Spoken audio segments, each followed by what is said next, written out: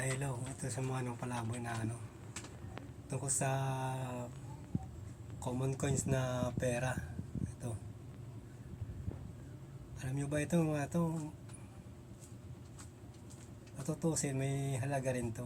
Kaso sa mga ibang collectors, wala itong halaga kundi common coins lang ito sa kanila. Swerte nyo lang kung may bumili dito sa mga ganitong common coins na yan.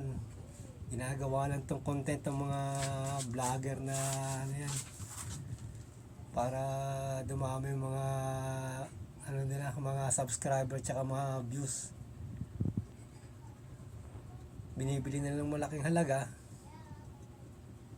pero content lang yung iba, content.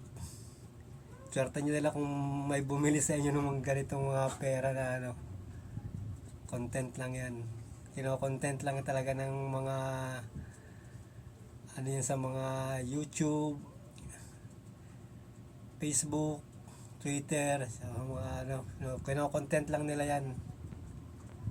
Hindi talaga sila bumibili, puro content lang yung content. Yung kunwari lang na bumibili sila, yan, mga gumagawa sila mga video, mga binabayaran din nila yan, mga kamag-anak nila. Yan ang totoo dyan sa mga mga content creator.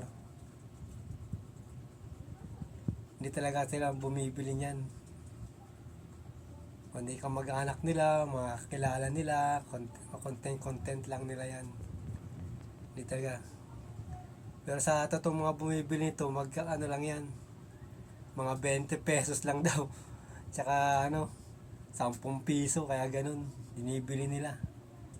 Ay sabi ng mga talaga mga bumibili.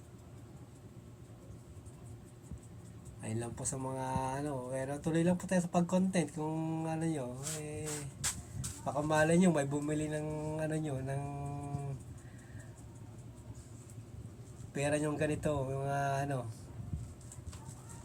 1972 na 1 peso tsaka 2 peso. Swerte nyo lang may bumili niyan. Malaking tulong na rin sa inyo yan. Yan lang po.